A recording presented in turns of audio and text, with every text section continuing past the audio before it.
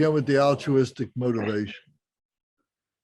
All mother sentient beings, especially those enemies who hate me, obstructors who harm me, and those who create obstacles on my path to liberation and omniscience. May they experience happiness, be separated from suffering, and swiftly I will establish them in the state of unsurpassed, perfect, complete, and precious Buddhahood. All mother sentient beings, especially those enemies who hate me, obstructors who harm me, and those who create obstacles on my path to liberation and omniscience. May they experience happiness, be separated from suffering, and swiftly I will establish them in the state of unsurpassed, perfect, complete, and precious Buddhahood. All mother sentient beings, especially those enemies who hate me, obstructors who harm me, and those who create obstacles on my path to liberation and omniscience. May they experience happiness, be separated from suffering, and swiftly I will establish them in the state of unsurpassed, perfect, complete, and precious Buddhahood. This is called the action bodhicitta prayer. Bodhicitta is a Sanskrit word. It's two words, bodhi meaning enlightenment, and chitta means the heart. It's like the holy enlightened heart in action. That's the name of this prayer. Thus, until I achieve enlightenment, I perform virtuous deeds with body, speech, and mind.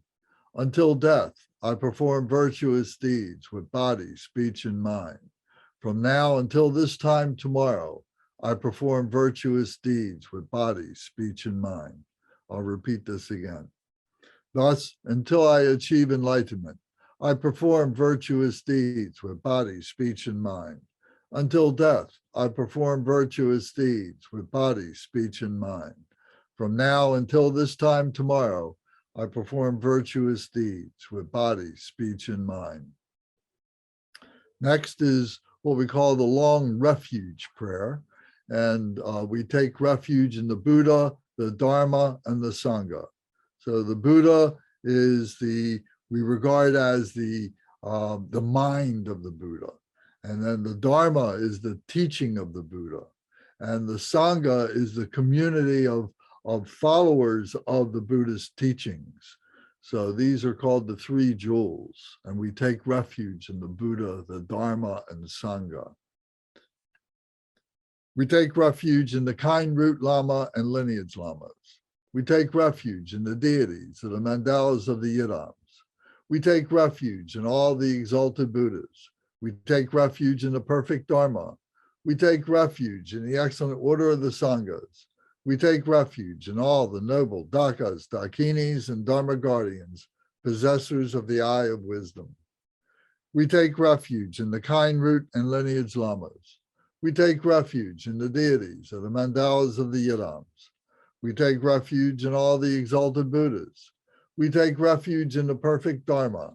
We take refuge in the excellent order of the Sanghas. We take refuge in all the noble Dakas, Dakinis, and Dharma guardians, possessors of the eye of wisdom. We take refuge in the kind root and lineage Lamas. We take refuge in the deities of the mandalas of the Yidams. We take refuge in all the exalted Buddhas. We take refuge in the perfect Dharma. We take refuge in the excellent order of the Sanghas. We take refuge in all the noble Dakas, Dakinis, and Dharma guardians, possessors of the eye of wisdom.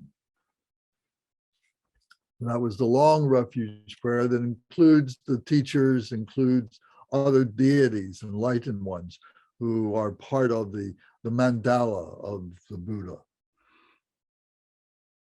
The next prayer is called Taking the Bodhisattva Vow. Bodhisattva is a holy enlightened being who is on the path to become a Buddha. So taking the vow to become a Bodhisattva is a very noble and very holy thing that we all are aspiring and working to do. So we recite this. Until I attain the heart of enlightenment, I take refuge in all the Buddhas. I take refuge in the Dharma, and likewise in the assembly of the Bodhisattvas. As the previous Buddhas embraced the enlightened mind and progressed on the Bodhisattva's path, I too, for the benefit of all sentient beings, give birth to Cheetah and apply myself to accomplish the stages of the path. Until I attain the heart of enlightenment, I take refuge in all the Buddhas. I take refuge in the Dharma and likewise in the assembly of the Bodhisattvas. As the previous Buddhas embraced the enlightened mind and progressed on the Bodhisattva's path, I too, for the benefit of all sentient beings, give birth to Bodhicitta and apply myself to accomplish the stages of the path. Until I attain the heart of enlightenment, I take refuge in all the Buddhas. I take refuge in the Dharma and likewise in the assembly of the Bodhisattvas. As the previous Buddhas embraced the enlightened mind and progressed on the Bodhisattva's path, I too, for the benefit of all sentient beings, give birth to Bodhicitta and apply myself to accomplish the stages of the path. This next prayer is the short refuge prayer that is specifically about the Buddha, the Dharma, and the Sangha. In the Buddha, the Dharma, and the Sangha, most excellent, I take refuge until enlightenment is reached. By the merit of generosity and other good deeds, may I attain Buddhahood for the sake of all sentient beings. In the Buddha, the Dharma, and the Sangha, most excellent, I take refuge until enlightenment is reached. By the merit of generosity and other good deeds, may I attain Buddhahood for the sake of all sentient beings. In the Buddha, the Dharma, and the Sangha, most excellent, I take refuge until enlightenment is reached. By the merit of generosity and other good deeds, may I attain Buddhahood for the sake of all sentient beings. The final prayer that we use for our opening is the four immeasurables. These are the four vast immeasurable qualities of bodhicitta, the holy enlightened mind. So we recite this 3 times. May all mother sentient beings, boundless as the sky, have causes of happiness. May they be liberated from suffering and the causes of suffering. May they never be separated from the happiness that is free from sorrow. May they rest in equanimity, free from attachment and aversion. May all mother sentient beings, boundless as the sky, have happiness and the causes of happiness. May they be liberated from suffering and the causes of suffering. May they never be separated from the happiness that is free from sorrow. May they rest in equanimity, free from attachment and aversion. May all mother sentient beings, boundless as the sky, have happiness and the causes of happiness. May they be liberated from suffering and the causes of suffering. May they never be separated from the happiness that is free from sorrow. May they rest in equanimity, free from attachment and aversion. Thank you. So this helps to set our motivation, our intention, why it is that we're doing these practices. One of the things that we are trying to overcome is our ego, our selfishness, so that everything that we do is for the benefit of others.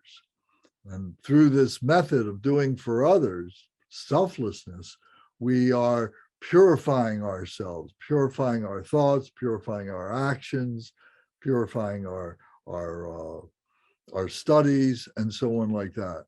So it's important for us to set the motivation right at the very beginning to do those things. So this session, we have 8-week cycle of teachings, and tonight actually is the 8th of the cycle. So it's the last of this particular cycle. So I'm going to kind of be wrapping some things up that we've been talking about in the weeks prior to this, and I'll keep it relevant to people who are tuning into us for the first time. But we will be starting a new cycle next week. And so I'd like to kind of get a flavor of what everybody is thinking about for our next cycle. So we'll have that discussion towards the end of our session tonight. So what we've been doing these past number of weeks in this cycle, we've been having a group discussion where we introduce a couple of three ideas or so on during the course of the 2-hour talk, and then we let everybody kind of comment on that. And it's been very helpful to, I think, people to connect with each other, to connect with themselves, to be able to hear themselves verbalize, some thoughts that maybe they haven't articulated before. And in that way, it's been very, very helpful. Before that, what we would normally do is have more of a lecture kind of a thing, where we cover a certain chapter in the book, The Jewel Ornament of Liberation, or one of the other books that we use, and then talk about the different aspects of that chapter, and then have comments as we go along and so on. So it's not so much an open conversation as it is a lecture and then some feedback and discussion. So there's benefits of both sides of doing this. It's interesting to hear ourselves speak and to see what we're thinking about and so on. But sometimes we can go off on some tangents and we miss some of the major points that we need to focus on. One of the beautiful things about Buddhism is that it is a system of philosophy that is very, very well articulated and has a great many scriptures, a great many books by great many masters, not the least of which, of course, is the Buddha Shakyamuni himself, who lived 2,600 years ago or so, who became the Buddha. And he taught that we all have this Buddha nature within ourselves. And he taught how to recognize this. So through the teachings of the Dharma, which are the teachings of the Buddha and so on, we learn to identify those things. And in the beginning, it's important to establish a baseline of understanding of what these things mean, of what the Dharma is, before we can have some kind of an open conversation. Otherwise, we go off on some serious tangents and so on. So we got to have a commonality of reference. So we use these books, The Jewel Ornament of Liberation.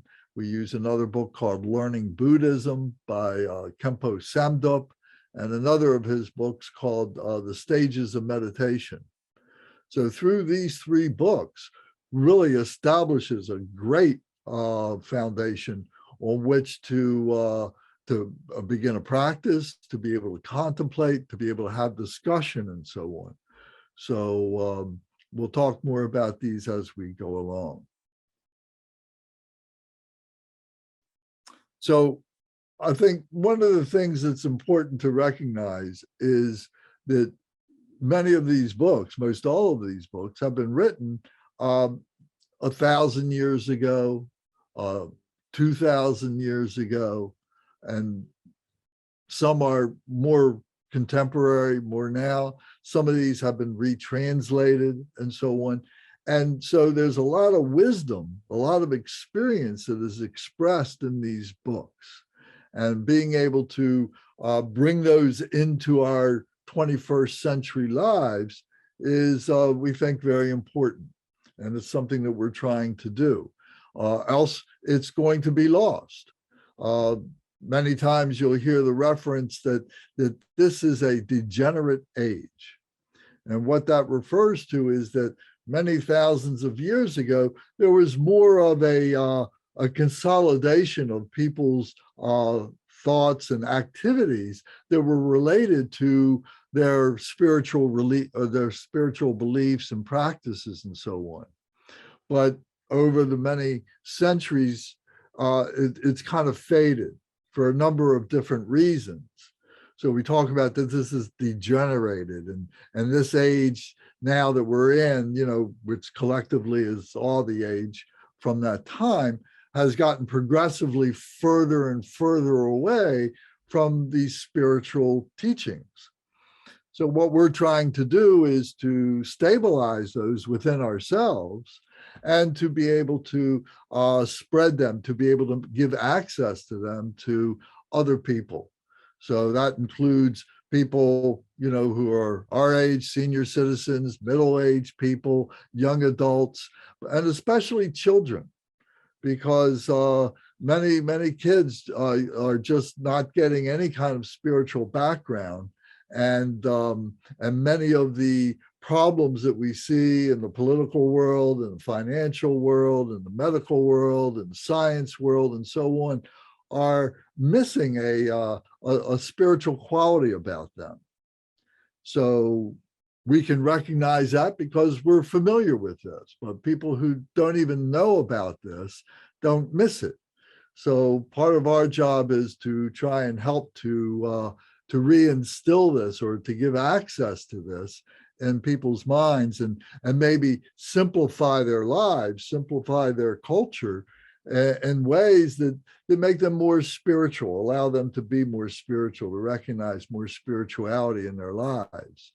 And so maybe some of these tensions and confusions that we're all experiencing right now can kind of settle down. And so this is a huge goal that we are aimed at. And so we talk a fair amount about that. So these old teachers, these ancient teachers, these books and so on are very, very important to us.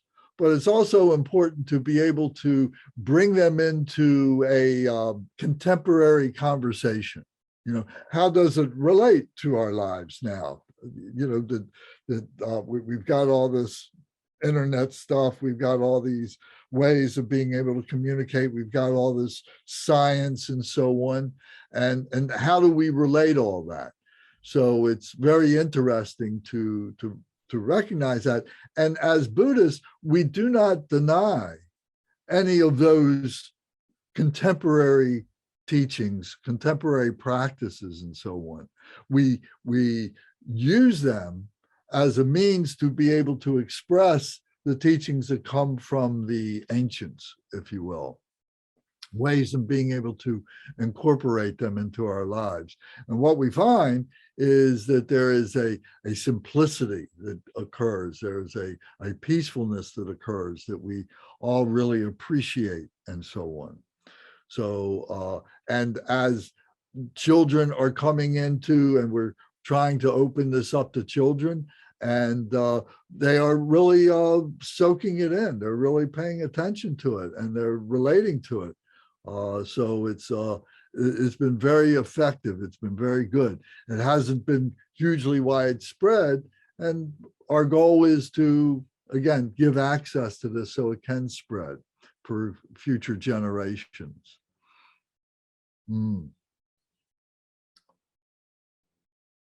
So things that we're trying to identify are that who we are. Who are human beings? What are human beings? What our condition is. What is the condition of being a human being? And what is the field of activity that human beings are working in? What are they doing? How are they doing it? And how do they express their lives? And to what degree is there spirituality, or is there no spirituality? And then, why are we here? Why do we have this life?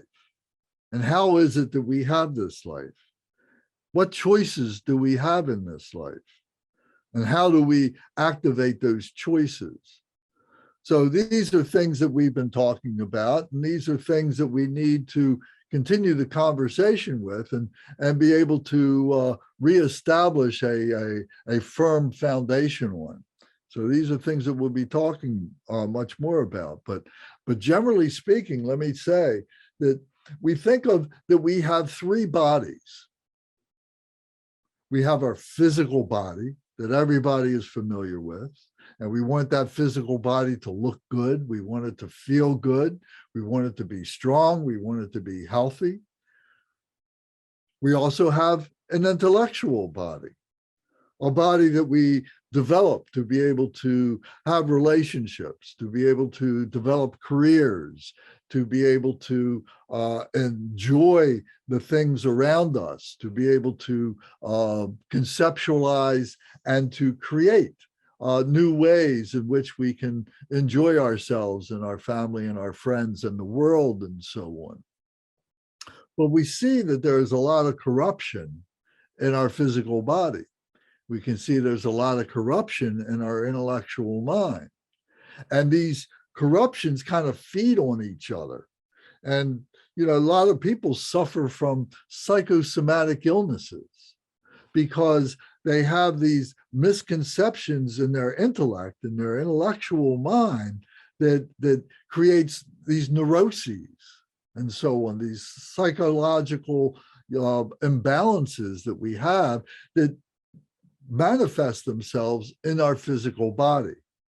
So we find that many times our illnesses, our propensity for injury and things like that can be mitigated if we start thinking better, if we start thinking more wholesomely, and we're not stressed out by all the intensity of all the different things that are happening around us and so on.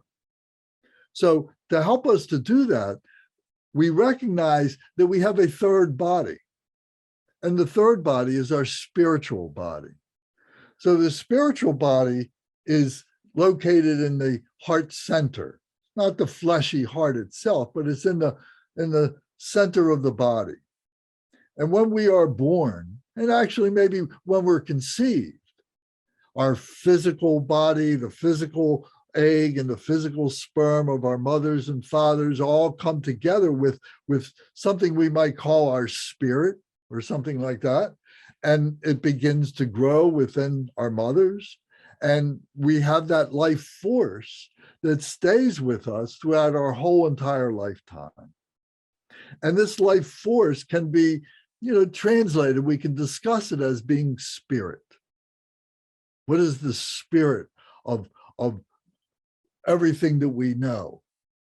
And to be able to understand that is the philosophy of Buddhism, or the philosophy of Christianity, or Judaism, or Islam, or Hindu, or Taoism, or whatever. There's these great systems that are here that people have developed in order to be able to understand this true nature, this indestructible true nature that we're born with, and that we have throughout our whole entire lives.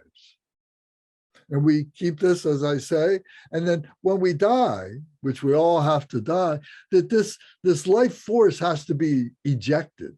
It doesn't stay in the body, and it's indestructible.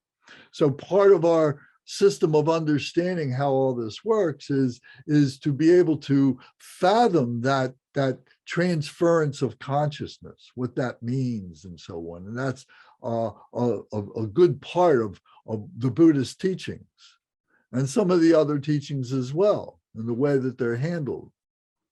So we have these three bodies, and these three bodies help each other. We couldn't be able to have and recognize our spiritual body if we didn't have a physical body. And if we didn't have an intellectual body to be able to process all the things that the physical body comes in contact with. So the spiritual body kind of guides it. It kind of gives it a sense of morality, a sense of direction. So a sense of love, a sense of compassion, a sense of joy, and a sense of recognizing that we're all the same, that all this is in a balance. It's a shifting balance, but it's a balance nevertheless. And so part of our work is to be able to find our balance at any given time. And when we're out of balance, to kind of bring it back and so on. So through our spiritual body, we can control, we can work with our intellect that may be out of balance, and our physical body starts feeling better. It starts becoming less prone to psychosomatic illnesses or to injuries and so on like that. If when we're not feeling well, if our body's not well, we can't think properly, and we can't even, become spiritual, because we're so connected, we're so absorbed with our physical body that we can't relax. So our spiritual body is very subtle and is very easily suppressed. So the physical body, if it's not feeling well, will tend to do that. And then our intellectual body, like I said before, if we're going through neuroses, confusions, and so on, it affects our physical body. And again, it suppresses our spiritual body. But if we awaken our spiritual body, if we realize that it is part of being a human being, now we have a way of having a balanced physical body, intellectual body. So it's kind of like a three-legged stool. A three-legged stool will stand on its own. If we're just looking at our physical body and our intellectual body, there's very little hope that you're going to be able to balance that two-legged stool and have it stand on its own. It's going to lose balance and it's going to fall. But a three-legged stool will remain stable.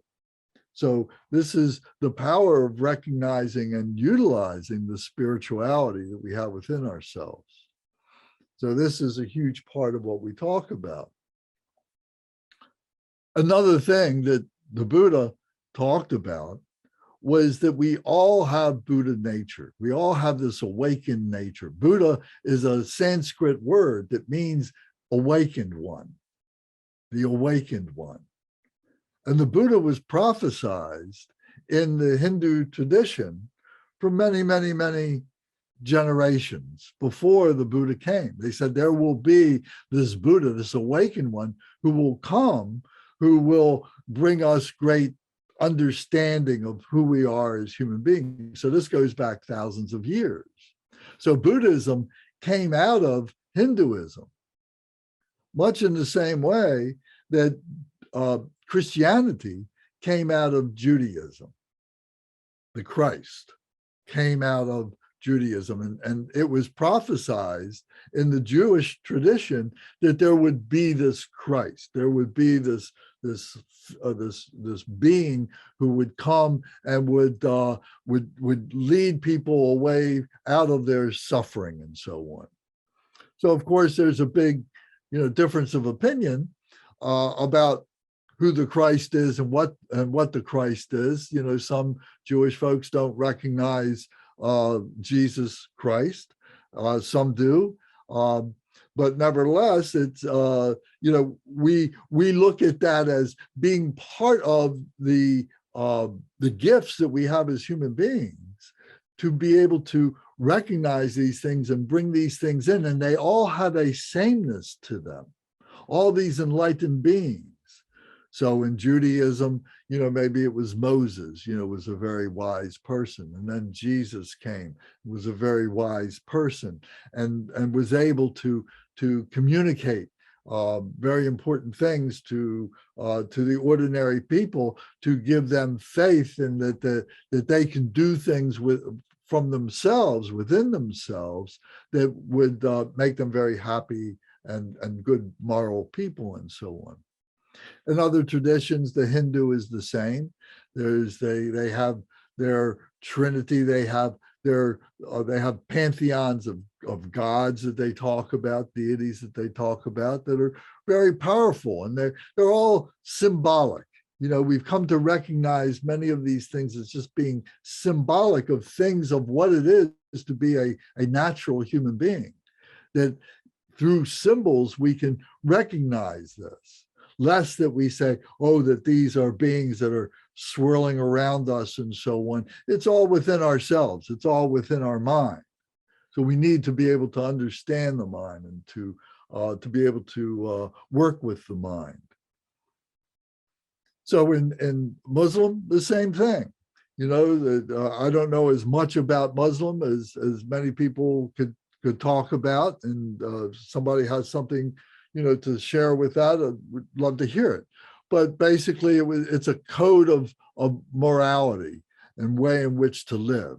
And we've heard that, that the ancient, the old books of Muslim is quite different than the current books, that the current books have been slanted to become more wrathful.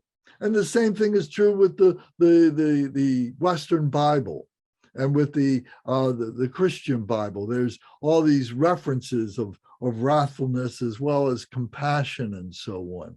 So that needs to be sussed out. We need to talk about that. We need to think about those things, and that we do that within our Buddhist system, our Buddhist frame. We see that we're all Buddhists. We see that we're all Christians. We see that we're all Jews. We see that we're all Hindus and Muslims and Taoists and Confucius and so on. All these different systems that have come through the ages that have helped people to organize their thoughts, their minds, and their behavior. So the choices that we make become wise choices, that we have a system by which we can base those. Anybody got any questions or anything about anything that I've just mentioned? Please don't be shy. Speak right up.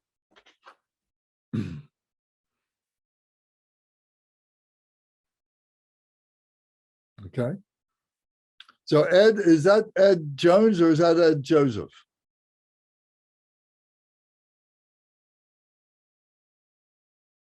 This is Ed Joseph. Good evening. Namaste. Oh, good evening. Good to have you with us tonight. It's a pleasure. Very good. So, Lance, I had a question. sure. You had mentioned about the spirit initially when you were talking about so is the spirit something that would be equated to a soul when we're talking about spirit in the Buddhism sense? Well, that's a real good question.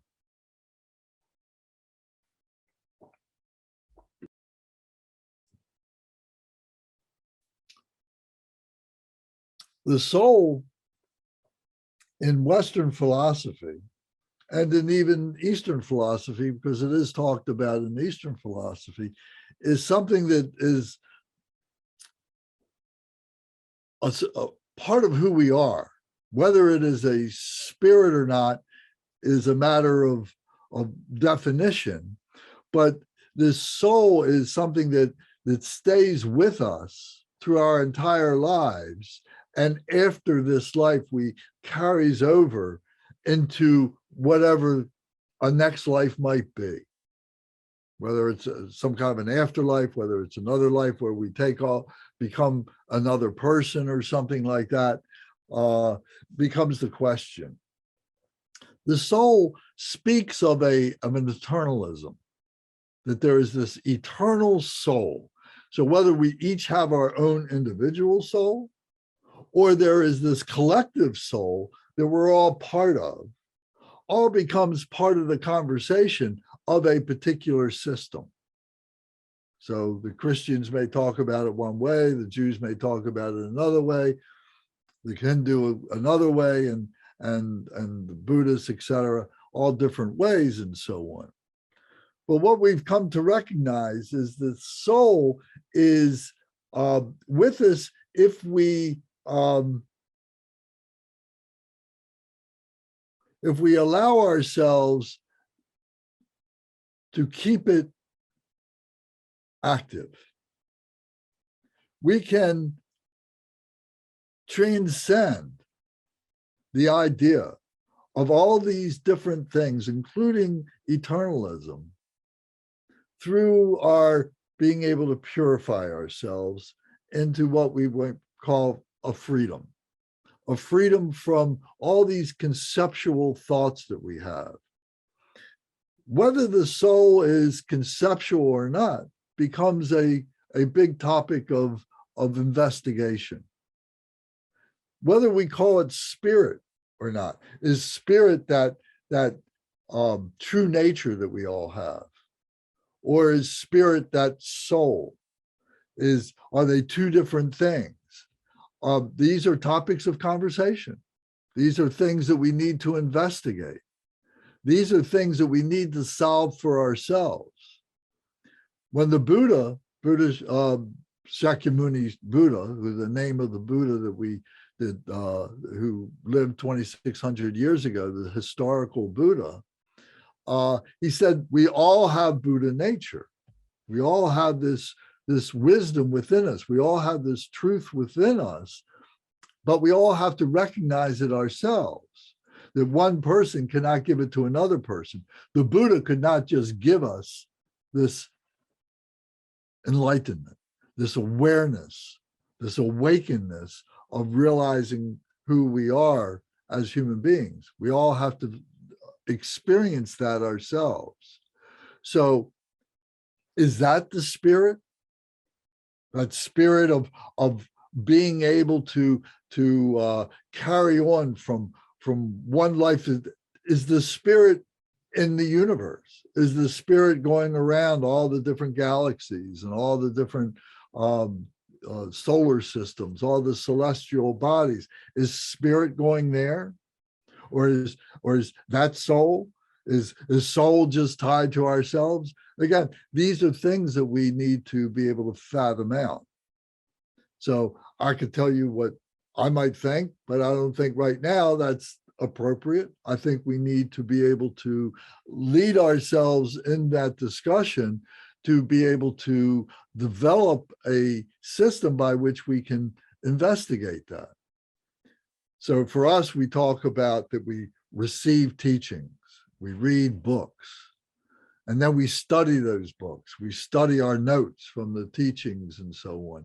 And we contemplate all the permutations of how we're affected by all these different thoughts, all these different ideas that are being taught to us, that we're seeing and so on. And then we have to balance those with our own personal experiences, the way in which, we say, oh, this teacher told us this, but did I ever think that, or did I ever experience that? If I did, how did it work? And so on like that. So we have that element of contemplation. And to do that, we have to settle down. We have to, have a peaceful place in which to do that. We have to have a peaceful body.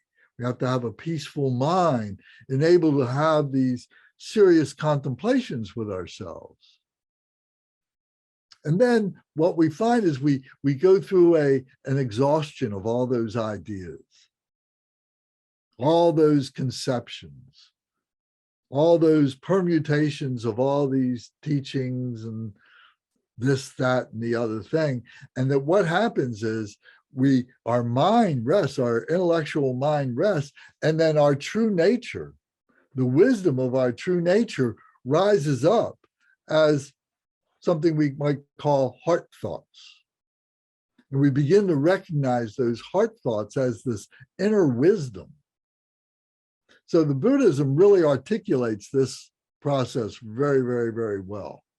And this is one of the great qualities of the Buddhism. Other traditions may do it, but it's reserved for those who are more advanced in their philosophy. The Buddhism makes it available to everybody. It's a process. You don't want to start, doing the high level stuff before it's time, before you have the fundamentals. But the point is, it's available to everyone. So this wisdom comes up, and it comes up through what we call meditation. And we all hear about meditation. And we talk about, meditation today is all about mindfulness meditation, stress relieving meditation. And these are all important parts of meditation. But the real meditation experience is a transcendent experience, transcendent of our physical body, transcendent of our intellectual mind, transcendent to open up and recognize our spirituality, to recognize this true nature that we have within ourselves. And through that, we can recognize the soul. We can see the role that the soul plays in this story of being a human being.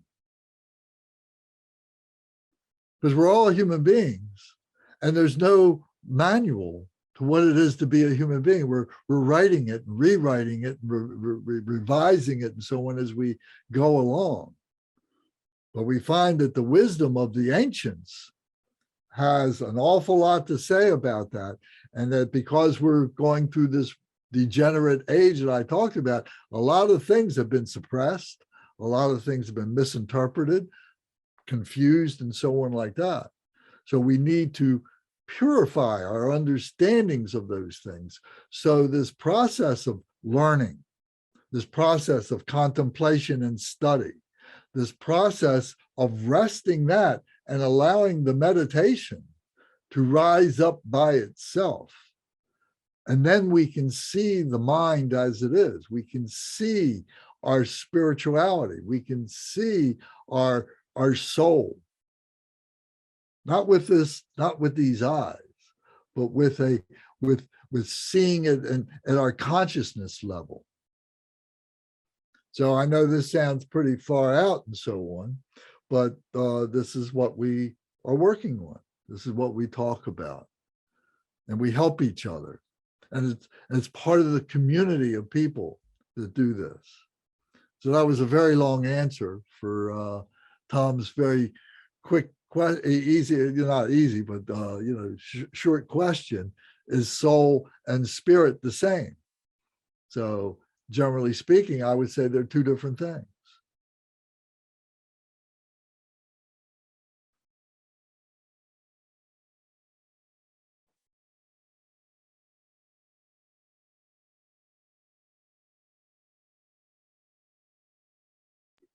Hey, Lance, also, when we initially started our prayers, we repeated them 3 times.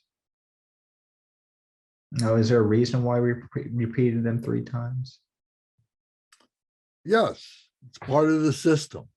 That we've had many generations to be able to hone the edge of our practices and so on, and the great teachers and so on. And what we realize is that the first time we recite these prayers, we're reciting it and getting the outer meaning, what these words mean to us, just from a course kind of point of view.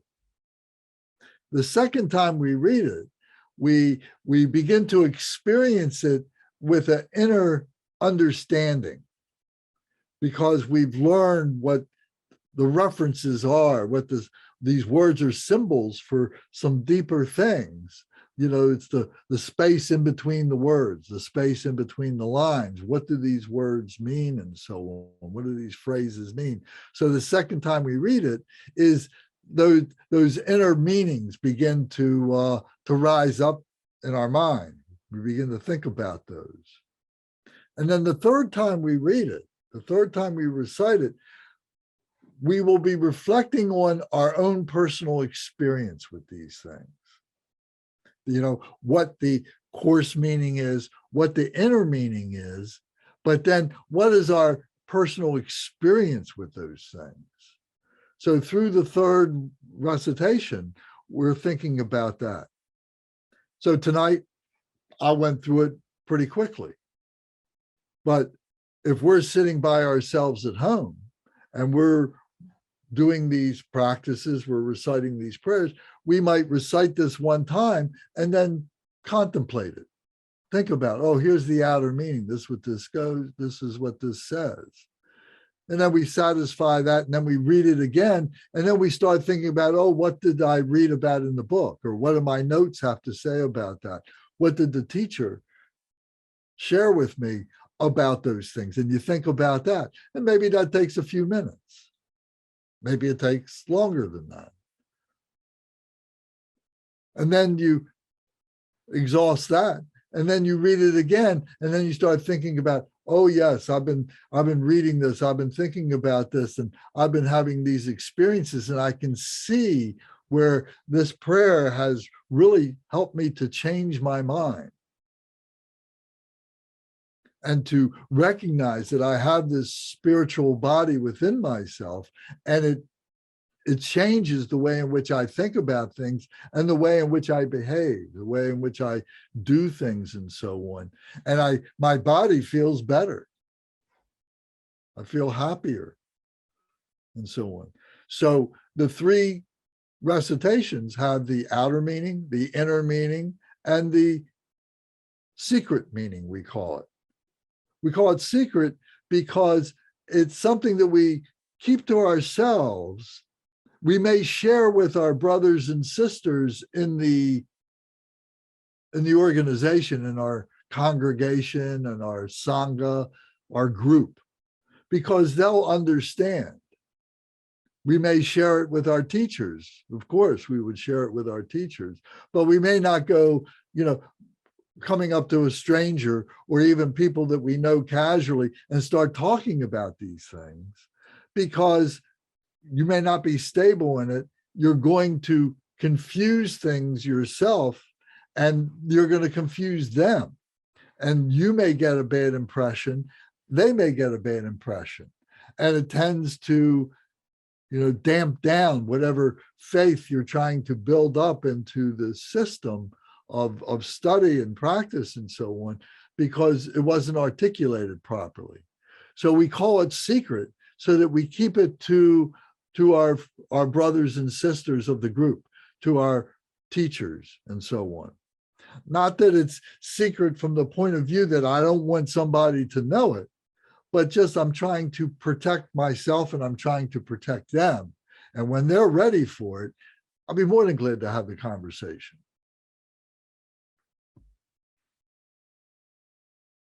That's a good question. Thank you.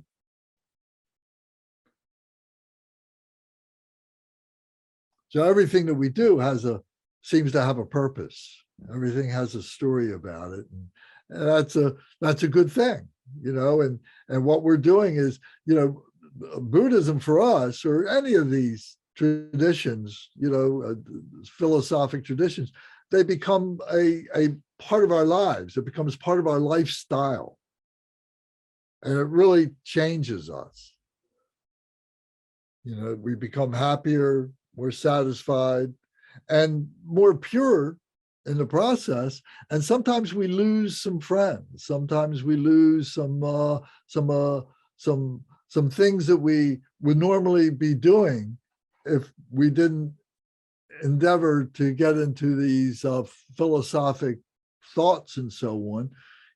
Maybe we're not drinking as much. Maybe we're not watching certain kinds of TV shows or looking at certain things on the internet and so on. And, we start disciplining ourselves, and we start developing a wholesomeness, this wholesomeness of virtue. And we begin to gauge things. We begin to look at things. We begin to evaluate things and say, I've done this before, or I've seen other people do this, and I've seen their confusion. I've seen that they have developed these psychoses, or not psychoses, but neuroses, or that they've bad habits, or they've gotten in trouble with their relatives or with the law or something like that. So I need to self-discipline myself to keep myself pure. So we recognize this virtue and develop this virtue, this to keep away from unwholesomeness. And like I said, we may lose some friends along the way. They don't call us anymore. We're not as much fun as we used to be.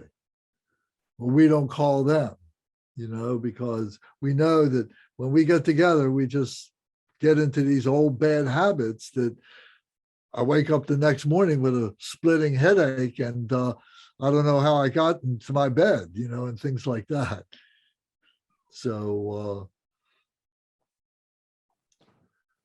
Dharmasarya, may I ask you a question? of course.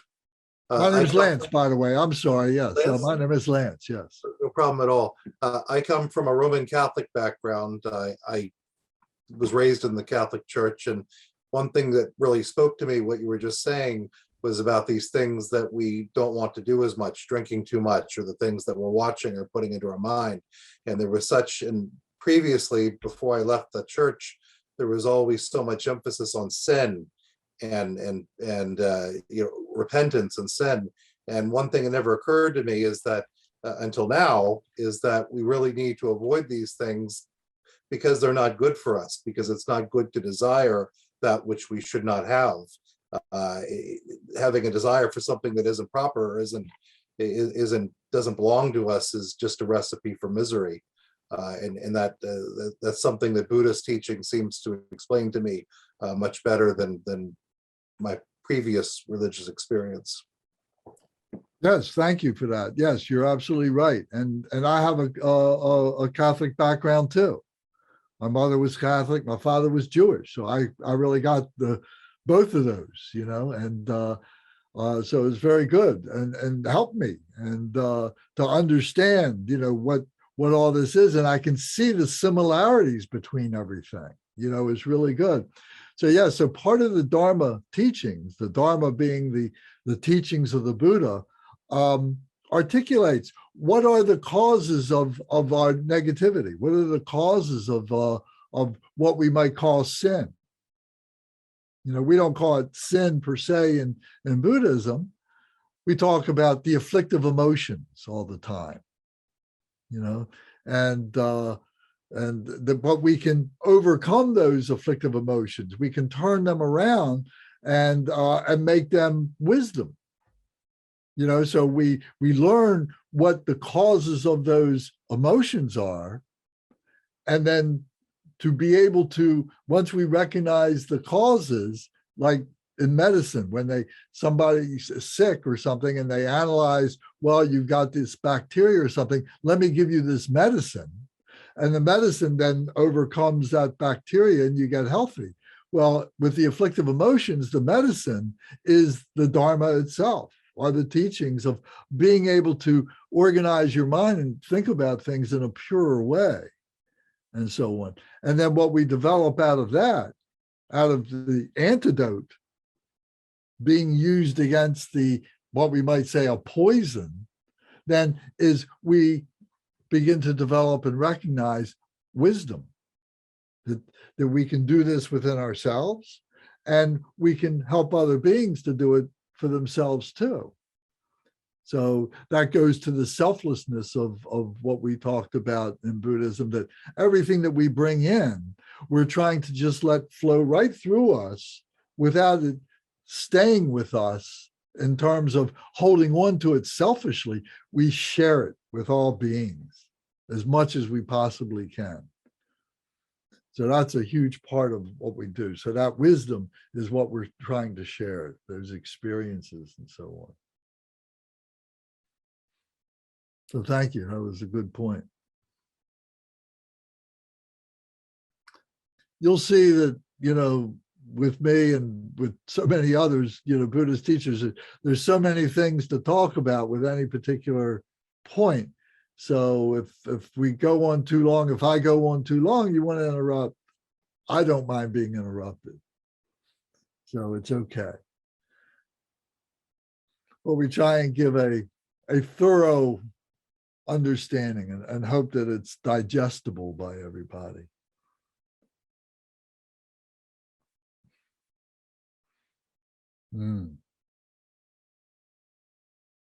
Anybody else have any thoughts or questions? Sally, what do you think of this? Sally's been, we've had a number of conversations, just a few in the past week or two. And Sally is up in Canada and she's been a long-time practitioner.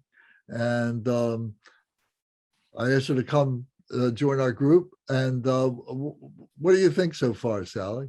I really enjoy the way you teach. I mean, it's a very different perspective from when I first got involved, in Dharma. I studied with a Theravadan teacher who was recognized, a Canadian, who'd been recognized by His Holiness Karmapa. And so I'm really enjoying your synthesis from a Western perspective. And And I'm curious, what's your background, like professionally? Professionally, Uh-huh. um, well, like most of us, I've had a number of jobs, and but I spent the bulk of my career in the electronics business.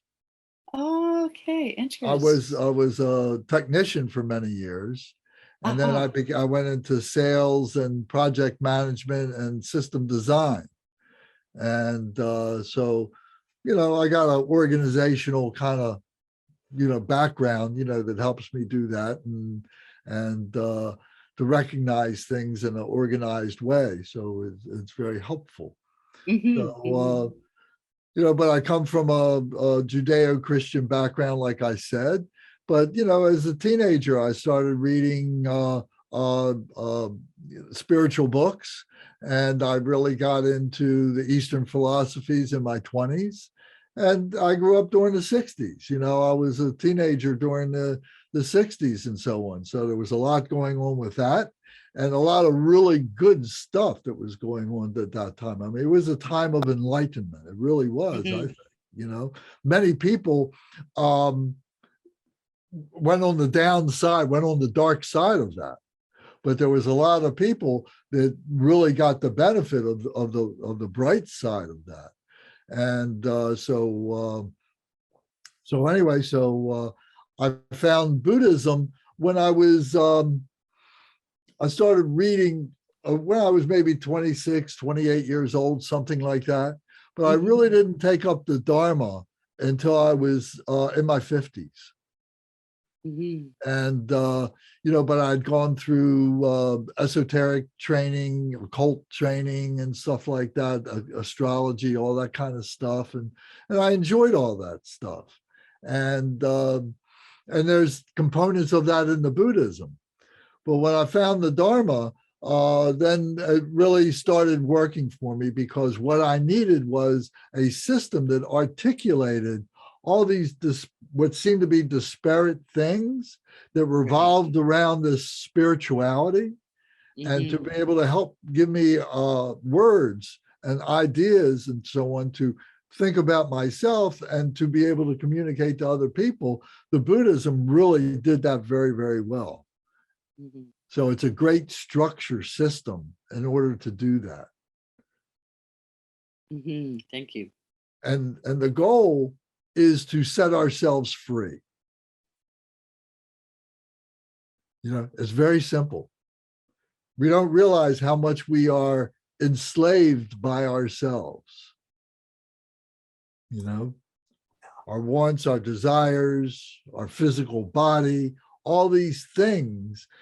We have this precious human life. We have the gift of this life, and we need to be able to seize the opportunities that we have in order to free ourselves from all the things that cause us suffering.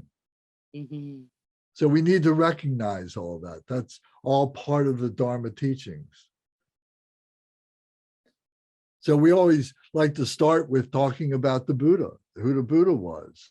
So in a very short nutshell, I'm going to say that the Buddha lived 2,600 years ago.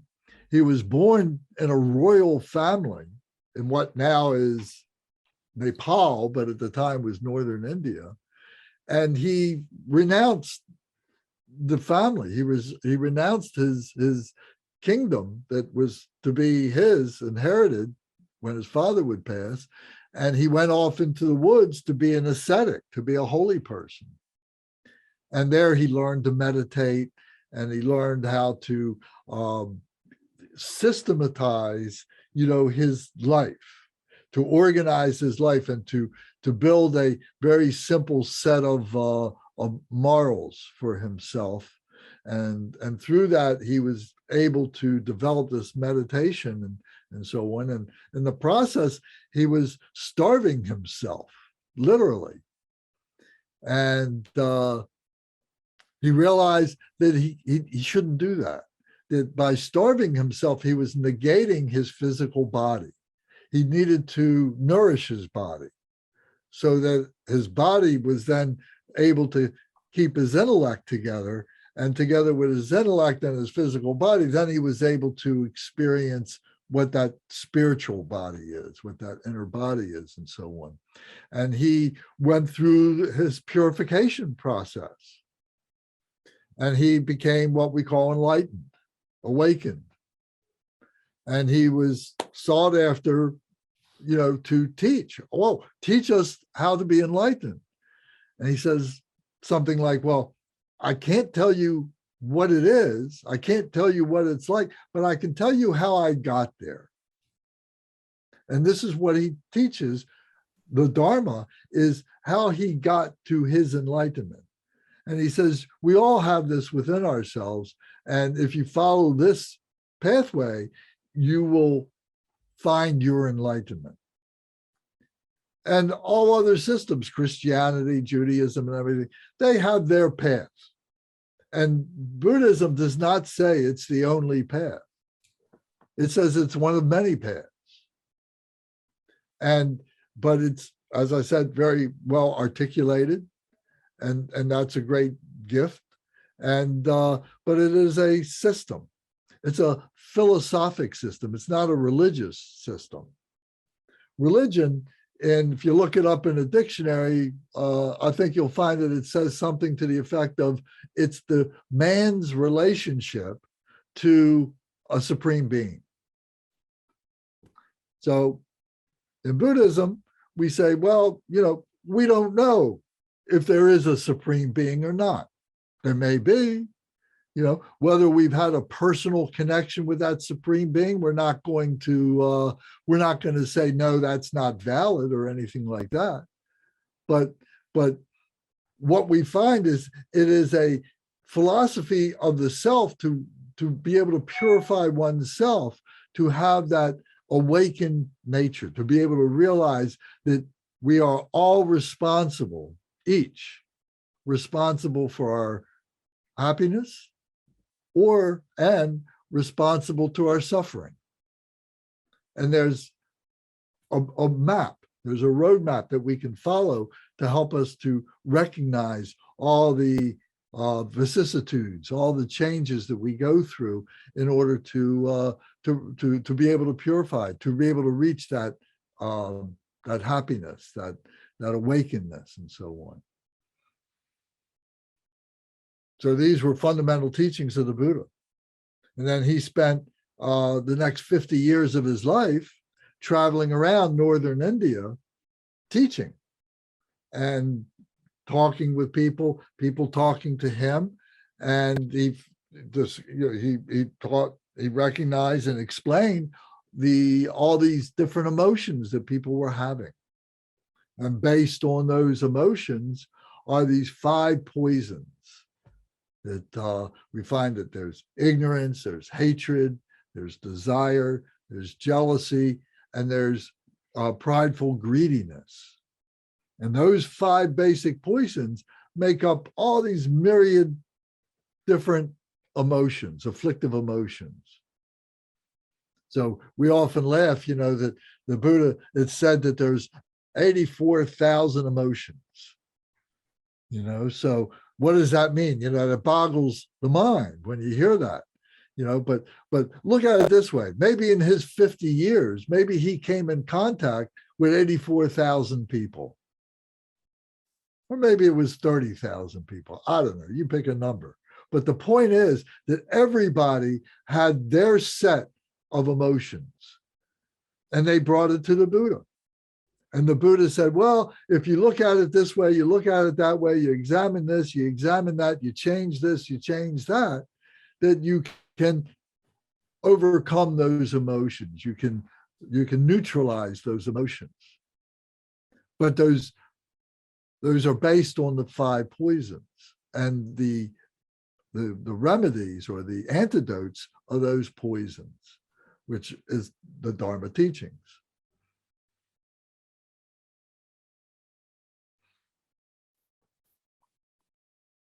So what do you think? Let me ask anybody a question here. Ed, you just came in. Thank you very much for joining us. But we talked about the wisdom of the ancients. what do you think of contemporary wisdom? What do you think of contemporary teachers? Do they have a wisdom about them? Is it a natural wisdom, or is it contrived? Do you have a sense of my question? Can you understand what I'm trying to say? In other words, do you have to be an ancient guy with these old musty books to be able to say, oh, here's the truth? But if you're a new guy, you're not going to have that.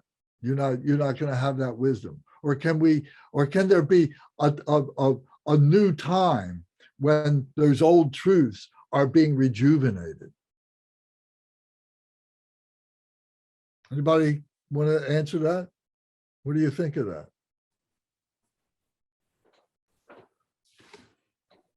Stephen Covey talks about begin with the end in mind. And he is one of, he's definitely not ancient. He's deceased, but he's modern. Who modern said that? thinker. I'm sorry, I didn't get the name. Stephen Covey, author of Stephen Seven Covey? Habits of Highly Effective People, talks about begin with the end in mind, for example, and be proactive. And I think that, yes, I think that we can learn from that type of writing. I think that it's not going to answer our deepest questions about who we are and the presence of suffering and how to overcome that.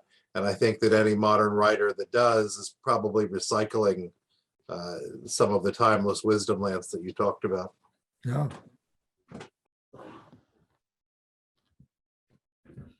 There is a quote somewhere, I don't know where, it says, the best teachers have no disciples.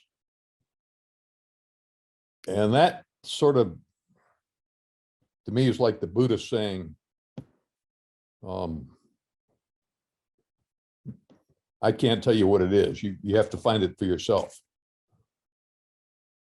And if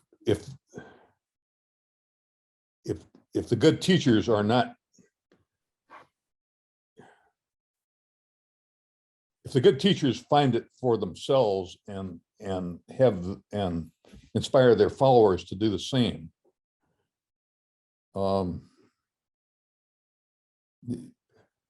there's wisdom out there that is rediscovered and maybe refashioned as we go.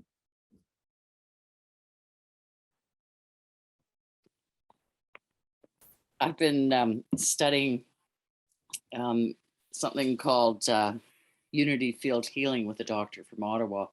And he's a medical doctor who's also a professor of radiology in Ottawa, but he's also a mystic. And he's been teaching a different form of healing modality, which I find really interesting from a modern perspective, in terms of working with the quantum field to upgrade the spiritual DNA and working with physical, emotional, mental, and spiritual body for healing.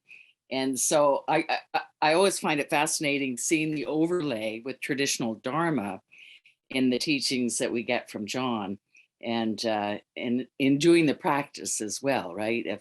Of trying to understand the concepts of non-duality and working through the quantum field, as a healing modality, which is really what Dharma is doing, right? Like it's that deep healing. Sure. Yeah. Yeah. The Dharma is medicine. Yeah. To heal. Mm-hmm. So does he use meditation? What is there a vehicle or some device or some technique that he's using to be able to fathom, the deepest parts of his conversation?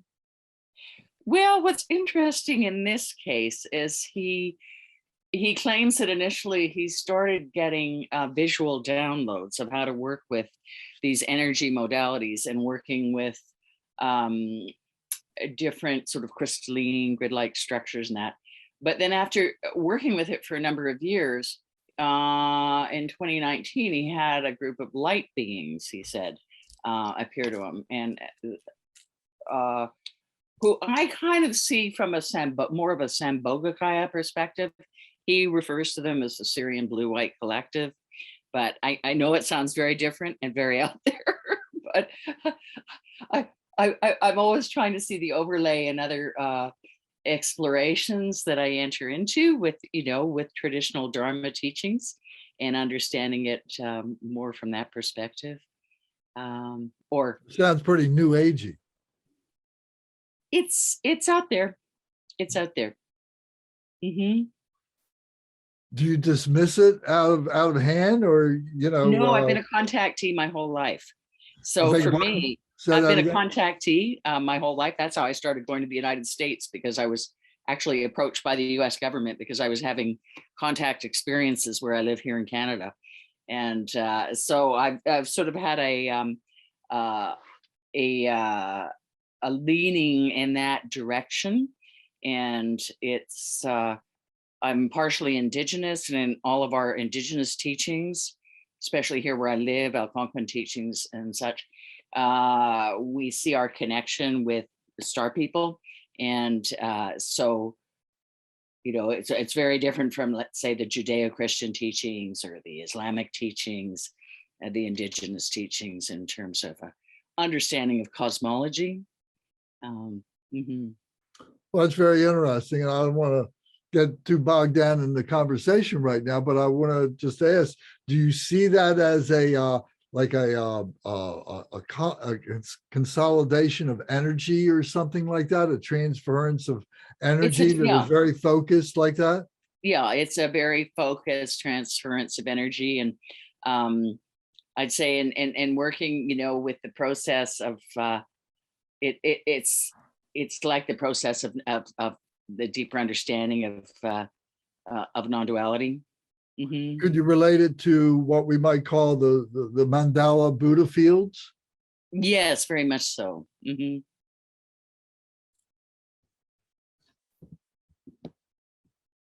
Good. It'd be interesting. I beg your pardon? What was I that? know it sounds really out there. Oh, no. Well, we like that kind of stuff.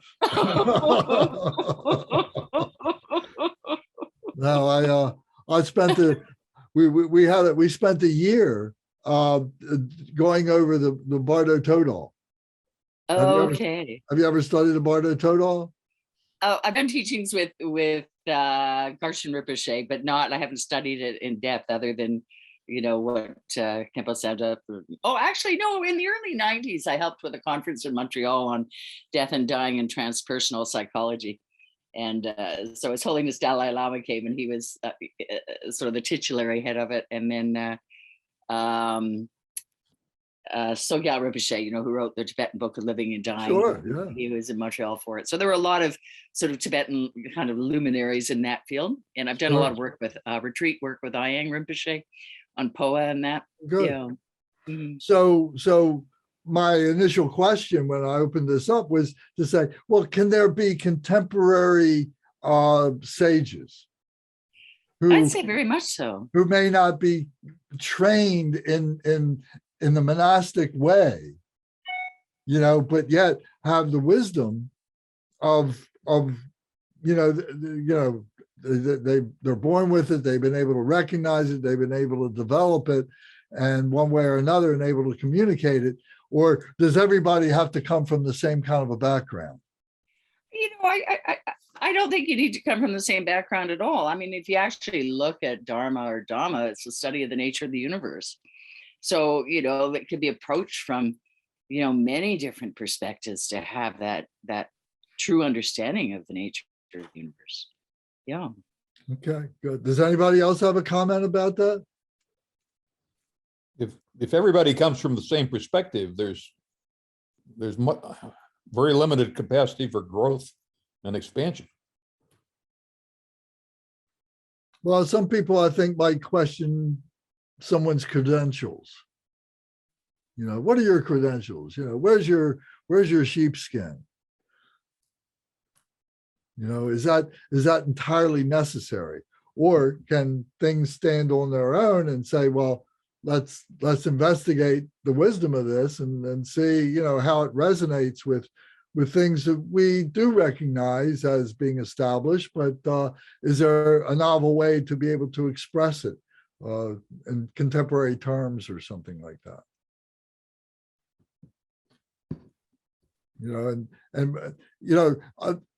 an example to me, a perfect example is what happened in Tibet.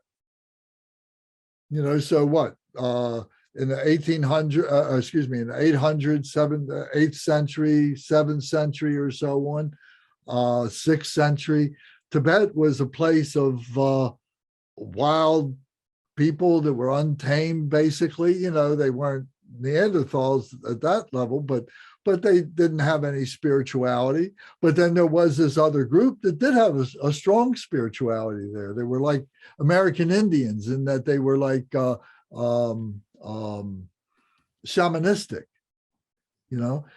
But then here comes the Indian Buddhists who are invited in by the king of Tibet, of central Tibet, who wants to unify Tibet with all these wild people, with the traditional shamanistic tradition. He wanted to unite all these people. So he brings in these Buddhist teachers from India.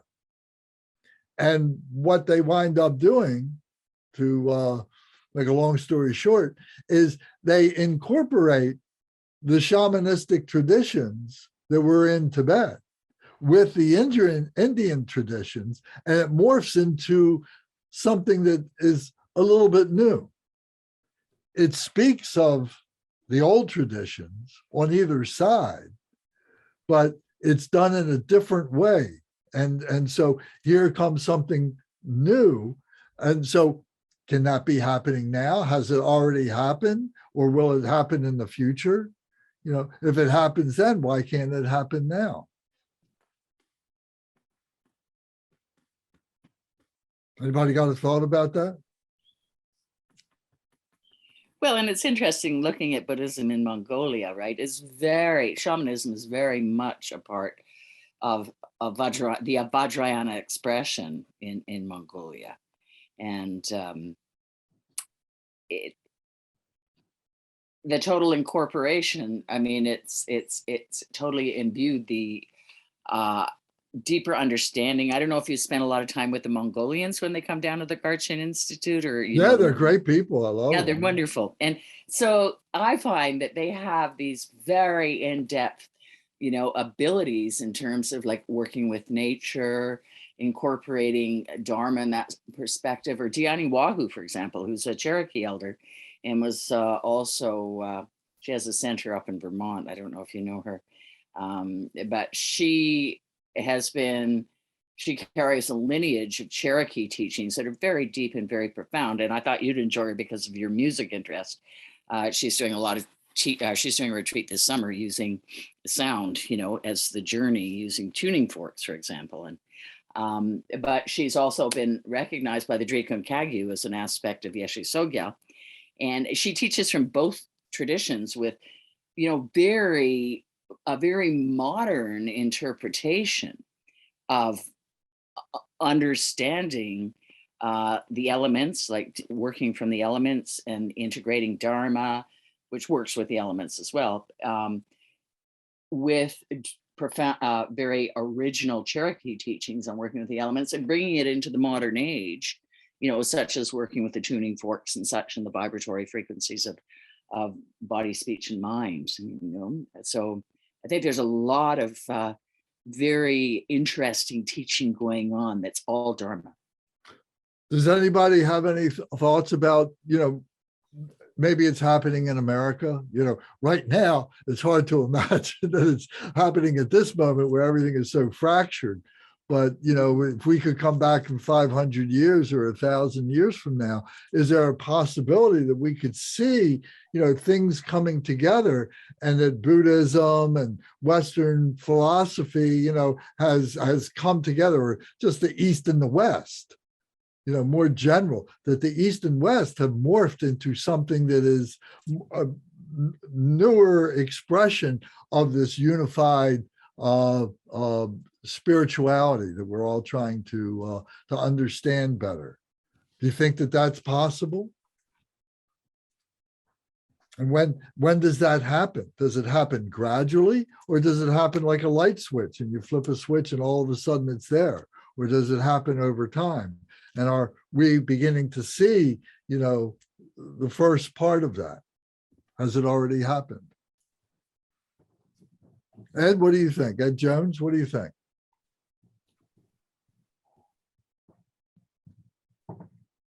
I'm not thinking, Okay, or it's not working, put it that way. all right. All right, Zara, what do you think?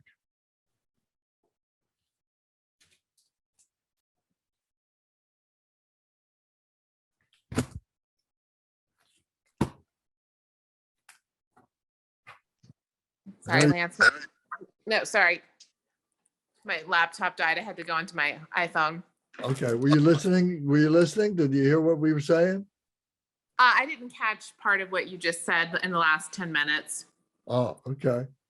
Well, generally, if I can say, is do you think that there can be a morphing that is going on now, maybe in its very beginning stages, because of America being, has always been the melting pot of the world? Can there be a melting together now of the East and West that has never happened before? And that if we could come back in 500 years or 1,000 years from now, would there be, something new that we could relate to? We could see how these have come together. Oh, for sure. I feel confident that that's going to happen. I think we're going through an evolution of humanity right now. We're in the middle of a huge change. I can see that as a distinct possibility, yes. Do we have a role in that? Do we have a place in that? Yeah, I think we're all change. I call them change agents or agents of change. I think each person on this call is like an ambassador. And it like someone who has light within us to shine outward in the West here has the possibility to do so. Ed. He's already passed. Overcome, Overcome. Okay. too vast. Yes. Yeah. Michael, would you like to add something?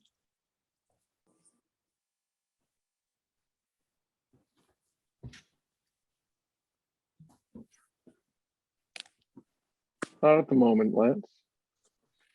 Okay. Michael has been teaching a course on mindfulness meditation. It was very good, really, really good. And from a very intellectual point of view, but he was, dropping the spiritual hints here and there, and was very, very good. I attended it, and Tom attended it, and Ed attended it. It was very good. So I thank Michael for that. Yes, Brendan, did you have something you want to say? Lance, I'm in Northern Virginia, like some of us, and Northern Virginia seems to be a beautiful mix of the East and the West that you're describing. Most of my neighbors are Asian, and I certainly see that. I think that my understanding is that Buddhism does not send out missionaries, so to speak, as some other religious traditions do. But anytime you're going to have people that want to understand suffering and how to overcome it, they're going to want to understand that ego gets you nowhere. Ego just drives you down, as does desire. I think they're going to be drawn to the teachings of the Buddha because of their own personal quest for it. And so I think that it's going to survive forever. Yes. Yeah, it's interesting. And you say you're in Northern Virginia, and you're right, and I think what's happened, and anybody can correct me if you think I'm wrong about this, but what has happened is the children have not been getting the spiritual background because they've been politically uprooted and having to move from one place to another. And there's pockets of their culture, but they're not assimilating, right away. Maybe the children are, but those who came over, who were born overseas and so on, are still maintaining their pockets. The children are starting to assimilate, but they're coming out of a very tight family background. And now it's up to us, I think, as change ambassadors, like Zara said, to be able to provide the teachings at a young age, to the young kids are getting, should get this at a young age, and not just Asian kids, but Western kids, American kids who have come from Europe or wherever, and they need to get these teachings too. And it's like there's been this, they talked about it many times, that there's this spiritual bankruptcy that is going around the world, and we need to be able to pay that debt, so to speak, and to get things back on the spiritual track.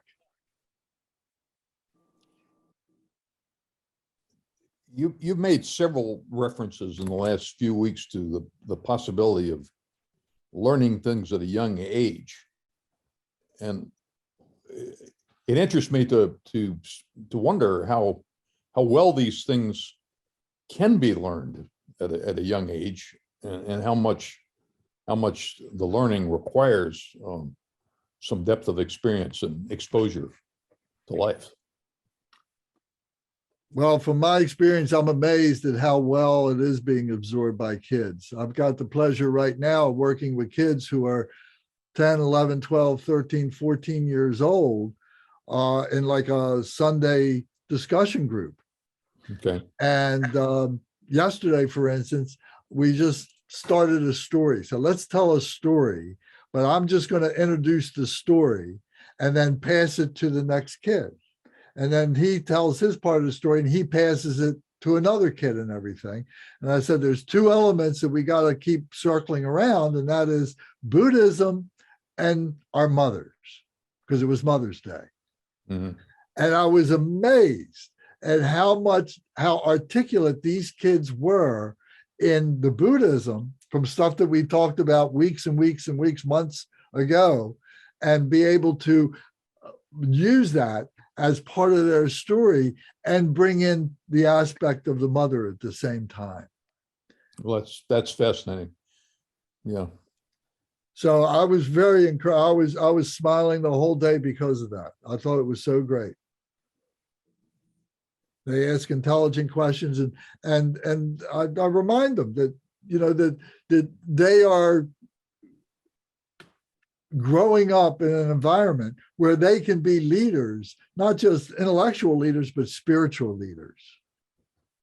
And part of what we're going to talk about, we've been keeping it with Buddhism right now, but I would like to bring in ideas of Christianity, ideas of Hinduism, ideas of Islam, Muslim, because all those kids are there's families like that all around there. So they should be conversant in all of that, and not thinking that anyone is better than another.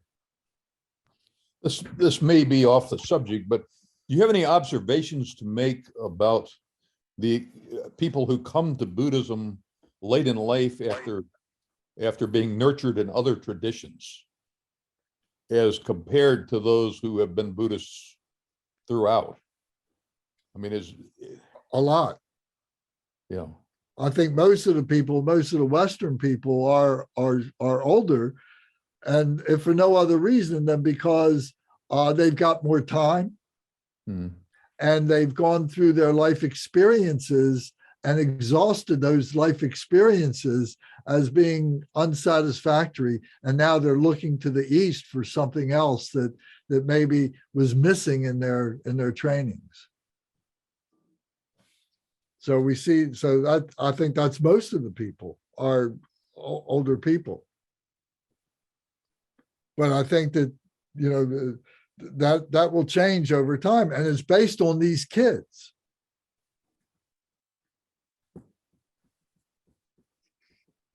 That they need to be exposed to these things and let them make their own minds up, let them have their own experiences.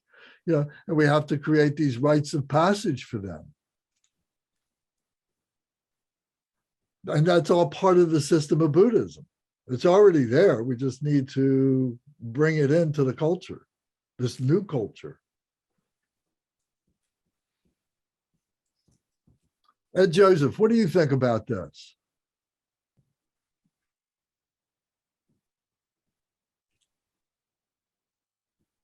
Yes. Now tell me again, I'm sorry. Haiti, IT. You're from Haiti, yes. That's So right. what do you think about, the mixing of different cultures and the mixing of religious traditions or spiritual traditions and so on? How do you think of this? And do you have children, right? I do. Yes. And how are your children? How are you guiding your children at this point? The as in regards to my children, that me personally, I'm very open. Though mom is grew up in a non-denominational Protestant Christian and Christian home. So for the kids, so for me personally, my views and my understanding are have broadened to the point where I'm here. I'm here in this session here, that this is something that I would not have done maybe 10 years ago, 10, 12 years, 10, 15 years ago, 15 years ago for sure, I would not have done this. That from the Haitian culture, which is voodoo, and voodoo is worshiping nature. And there's the Catholicism, there's the Protestantism. Those are like the three main religion. Voodooism is not quite a religion because we just live like that. We just grew up and live. I mean, for me personally, I know about it from reading, but this is something that I did not partake in it. It's just now that I'm embracing it to see that it's very scientific. It's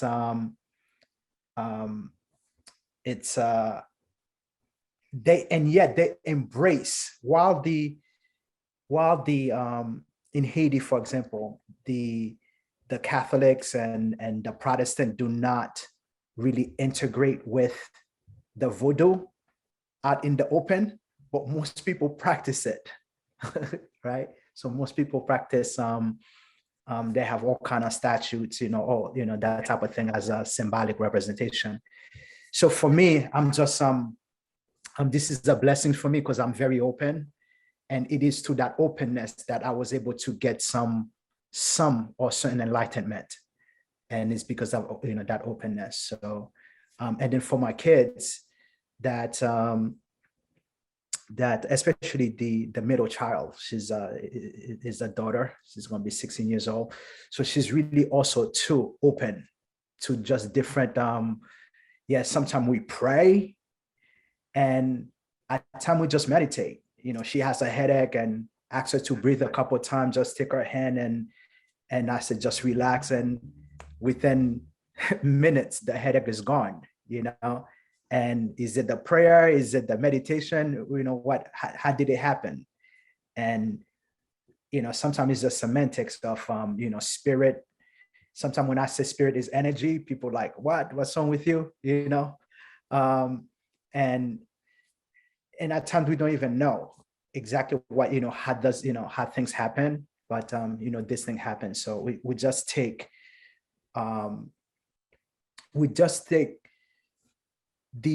those possibilities that exist and say, well, if I have an intention and I provide, certain stimulus with that intention, there's going to be an effect. There's a cause, the action, and then there's the effect. So based on that, basically that's how we operate. Because I remember when my daughter was in 3rd grade, she went to a Catholic school, and I remember the teacher teaching her, if you take your intention on somebody and you say like a prayer, you say, let there be healing upon that person can be healed. So they were actually teaching her this in 3rd grade in Sacred Heart School, which is a Catholic school. So that was really surprising to me. This is where your daughter was going to school? Correct. Yeah. Yeah. They were teaching her about intention. And then I said, when she came home and said this, the next day I went to the school and met the teacher. I said, this is really, yeah, this is really different. You know, that she had this approach. She had a different angle towards spirituality or the faith, because, you know, albeit the school was a Catholic school. Well, I think that's interesting, and I would like to spend more time talking about that, you know, as we move along. But so you know, just to be succinct about it, so you think that offering your children, or everybody offering their children, you know, some kind of focused training in spirituality is that important? Do you think that that's what we should be doing? We should be aiming at something like that? I think so, because I'm an educator myself, and the idea, if you teach them beyond, again, the key word here is spirituality, because religion is supposed to unite, but it more divides than bring people together. But at the same time, you know, spirituality is very a focus for something that is the unseen, that we try to understand. We try to relate to the unseen. So yes, I think that focalization can be key to help you know, elevate a person, you know, towards the beyond the unseen. Well, very good. Thank you. Does anybody else have any other comments about this? I just have an interesting response for Ed. So Ed, one of my Dharma teachers, he was actually from Cuba, and he was recognized by His Holiness Penor Rinpoche as a Rinpoche, but his family was from Cuba, and he was brought up studying Santeria, which is voodoo, right? The voodoo of Cuba. And there's a center an hour south of where I live here in Canada. It's called Pallial Organ Song. And so Lama Jampa was the Cuban teacher there. And he always taught from a very interesting perspective, because of having, like yourself, having had such a varied background and exposure to the Cuban version of voodoo when he was young. And I'm always fascinated by the different ways of incorporating the deeper understanding of Dharma from a intercultural perspective, as well as the modern perspective, because I mean, with science today, you know, they're seeing that the link is consciousness, right? Which is what Dharma is teaching us. Yeah, so thank you. And Very then, good. yeah, thank you for that, colleague. And then very quickly, because I'm exposed to I think I shared this before, the Jewish mysticism, which is Kabbalah, the Christian mysticism, which is mystic. I call myself a mystic, basically, by the way that I live my life, some of the things that I've done.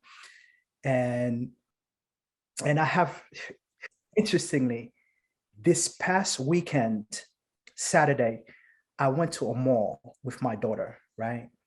And this Pakistani gentleman, he's a jeweler. And when he saw me about 6-7 months ago, he said, there's something about you. All around you, I could see light. And I'm just, okay. I'm just like listening to him. And then he said a lot more things than that. And tomorrow, I'm gonna meet with him. He says, there's something that I have, there's a prayer that I have to share with you. He says, there's something very unique about you. There's a light that's around you. It's like very few people can see it. And he says he could see it. And I said, what does it look like? And then he began to describe it. And I said, you know what? You might be right. You might be right. Because my daughter was there about 3 or 4 years ago. People would come to our home and then we'll pray for them. people who had negative vibration around them, within them, that type of thing. And then we would pray. We'll just say a prayer, let you be free, that type of thing. And there were 3 different women on 3 different occasions said, every time I opened my mouth, fire was coming out of my mouth. Okay. And and my daughter was there. Excuse me, but we're running out of time. It's an interesting Sure. story. I'd like to hear more about it, but we're running out of time and I got to pull things together here. So, Sure, for sure. so Sure. yeah, so that's very interesting. And no doubt there are lots of things happening. Yes, So, yes. very good. Thank you. All right. So, so to bring things together, like I explained in the beginning here, was that tonight is the last night of this 8-week cycle that we've been going through. And so, you know, we've been trying to tie this up, but also there's some new people with us tonight. So we were introducing a little bit more of an overview of what we'd like to do, where we'd like to take this into the next 8-week cycle. And we'd like to continue this beginning next week. So does anybody have anything that you'd like to speak about that? I'll say this to get the conversation started. We just finished this 8 weeks of a open discussion, but I also think that we need to get back to some more well, for lack of a better word, doctrinal things that are, you know, the structure of what Buddhism is based on, and to explore that in terms of these other things that we've been talking about tonight, but to use what we call in Buddhism the 9 yanas, the 9 vehicles, and be able to explore that, to talk about that, and to also incorporate some of the early fundamental things, to talk about the 4 Noble Truths, to talk about the 5 poisons and the 5 antidotes for those of us who haven't been here before. So we get, you know, some language understandings together. What do you think about that? You know, for the next 8 weeks or so to be talking in this direction. Tom, what do you think? And that's a wonderful idea to get back to some fundamentals, you know, because with any kind of teachings, we need a strong foundation, and, you know, and over the years, you've laid a really strong foundation for all of us. And, you know, it was great, you know, having an open discussion, and, you know, and I think we need to, you know, we definitely needed some of that as well. But I think, I think it is time to go back to some fundamentals. Okay, thank you. Which chapters have you covered in the Jewel Ornament of Liberation? We've probably gone up to about chapters 7 or 8. Let me see. Where's my book? So 7's loving kindness and compassion. 8. Yeah, refuge, we went all reset. through that. We went through the 4 thoughts to turn the mind to the Dharma, and the way that it's been expressed and everything. We kind of skipped around a little bit with loving kindness and compassion and cultivation of Cheetah. We talked about it generally. And then we talked a little bit about, the 6 paramitas. So we just finished maybe 3 or 4 weeks talking about that. So, so those were all good things. And so like I said, we've never talked about the 9 yanas. So I think that would be something new for the people, because we've got a number of people who have been in Buddhism 101 for going on 3 or 4 years. And they've heard the basic training, the basic teachings over and over and over again. So I know that there's a thirst to look at some of the more advanced chapters and so on. So to get into the 9 yanas would be a good way to do that. But like I said, to incorporate some of the basic teachings and talks as well. So I hope that answers your question, Sally. Thank you. Okay. Ed, what do you think? Ed Jones, what do you think? Uh, Good idea. I've appreciated the discussion. I mean, the heavier emphasis on discussion this time, but I agree that we don't want to leave the fundamentals behind. Okay, good. And have a new way of looking at them. A new, very good. Zara, how about you? What do you think? Yeah, I think, oh, yeah, perfect. Yeah, I was gonna say, I agree too. I'm in agreement with everyone as well. I like the idea of a shift back. Okay, Thank you. you're welcome. Thank you. There's a film I'd like to share with everybody. Maybe we can do that soon because it kind of lays a little bit of groundwork into this multicultural coming together of different spiritual disciplines that is very interesting. It's called the movie One, I think it's called. ONE. Has anybody seen that? Well, I think you'll find it very interesting, tantalizing. Ed Jones, Ed Joseph, what do you think? Is this okay with you? Do you think this is a good way to proceed? Unequivocally, yes. Good. And I hope you stay with us because we always enjoy everything that you have to say. And we want to be able to incorporate it into the other things that we're talking about. No, for sure. For sure. Yes. Yes, Michael.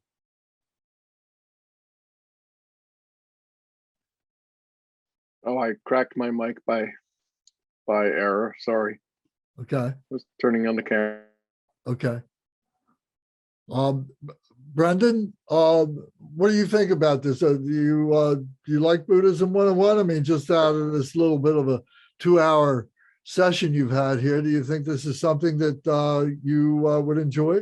Well, I would, and I really look forward to it. And I'm reading a book by Blofeld about the mysticism of Tibet. So, I can brush up on my own on the more of the basics. But certainly the direction, Lance, that you want to go, I'd love to come along for the ride. Thank you. Oh, very good. Well, thank you very much. It would be very enjoyable to have you. Thank All right. So does anybody else have anything that you'd like to add for tonight?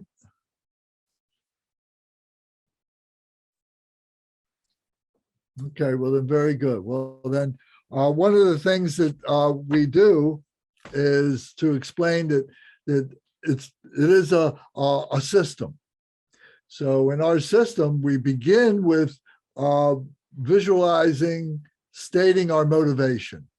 And that's what the opening prayers, that first group of opening prayers that we did is our motivation to be able to do this for the benefit of the enlightenment of other beings, especially the ones who are causing obstacles to us. So it's easy to do for our families, it's easy to do for our friends, but the people that hate us, the people that want to do us harm, the people that want to do not agree with us and worldview or anything like that, it's difficult to be able to show them compassion, but that's what we must do. So we state that motivation to be able to do that. The second part of what we do in our sessions, whether it's a teaching session or it's your own study session, would be the main body of that particular time. So whether it's a prayer practice or whether it's a chapter reading, studying in a book or something like that, where it's a discussion like that, that's the main body of that. And with that, I should hope that, tonight that we're different people than we were 2 hours ago. That each of us has heard of something new or thought of something new within their own minds or was inspired in some way to see, oh, wow, this is a different way to look at things, a different way to explore things and so on. And I'm different than I was just a couple of hours ago. So we can see that there's been a change. And whatever that change is, that we're taking the merit, we're taking the wisdom, we're taking the skillful means that we learn, the method, and we're dedicating that for other beings, for their enlightenment. That whatever wisdom we've gained is going right through us to other beings, the dedication. And this is a strong realization of our practice to be able to do this, that we need to do this. This is part of the practice, is to be able to constantly be thinking about doing for other beings and so on. So that third part is what we call the dedication part. And in our book here is a dedication prayer, is a group of dedication prayers. So if you don't mind, I'm going to recite this one special prayer here. And those of you that have the book, on page 21, this is the dedication prayer by Lord Jigden Sumgun. Jigden Sumgun is the founder of this particular lineage. This particular lineage is over 800 years old, unbroken. And there's many stories about it. I don't need to go into that right now. But nevertheless, this dedication prayer was composed 800 years ago. Many of these prayers all were 800, 1,000 years old. So that's not anything unusual. So I'm going to recite this. If you have the book and want to recite it along with me, please do. Glorious, holy, venerable, precious kind root and lineage lamas, divine assembly of yidams and assemblies of Buddhas, Bodhisattvas, yogins, yoginis, and dakinis dwelling in the 10 directions, please hear my prayer. May the virtues collected in the 3 times by myself and all sentient beings in samsara and nirvana and the innate word of virtue not result in the 8 worldly concerns, the 4 causes of samsara, or rebirth as a Shravaka or Pratyeka Buddha. We'll explain all these names in another session. May all mother sentient beings, especially those enemies who hate me and mine, obstructors who harm, misleading Mars and the hordes of demons, experience happiness, be separated from suffering, and swiftly attain unsurpassed, perfect, complete, and precious Buddhahood. By the power of this vast root of virtue, may I benefit all beings with my body, my speech, and my mind. May the afflictions of desire, hatred, ignorance, arrogance, and jealousy not arise in my mind. May attachment to fame, reputation, wealth, honor, and concern for this life not arise for even a moment. May my mind stream be moistened by loving kindness and compassion and bodhicitta, and through that, may I become a spiritual master with good qualities equal to the infinity of space. May I gain the supreme attainment of Mahamudra in this very life. May the torment of suffering not arise even at the time of my life, my death. May I not die with negative thoughts. May I not die confused by wrong view. May I not experience an untimely death. May I die joyfully and happily in the great luminosity of the mind as such and the pervading clarity of Dharmata. May I, in any case, gain the supreme attainment of Mahamudra at the time of death or in the bardo. So Mahamudra is like the mind of enlightenment. And we'll give definition to all these words in coming sessions, so you'll be more familiar with this. So now we give a prostration to Om, Ah, Hom, Om, Ah, Hom, Om, Ah, Hom. May my body, speech, and mind become inseparable with the body, speech, and mind of all the enlightened ones for the benefit of the enlightenment of all sentient beings. So thank you all very, very much. I appreciate you being here. The ones who have been with us for this whole cycle, thank you very much for your dedication and your commitment to being with us. And it's helped me tremendously in understanding how we interact with each other. So thank you. And I hope that we can all stay together and continue this through our next sessions of Buddhism 101. So thank you. Lance, can you hang in for a few minutes? Sure. Okay, thanks. Okay. All right. Thank you. Thank you.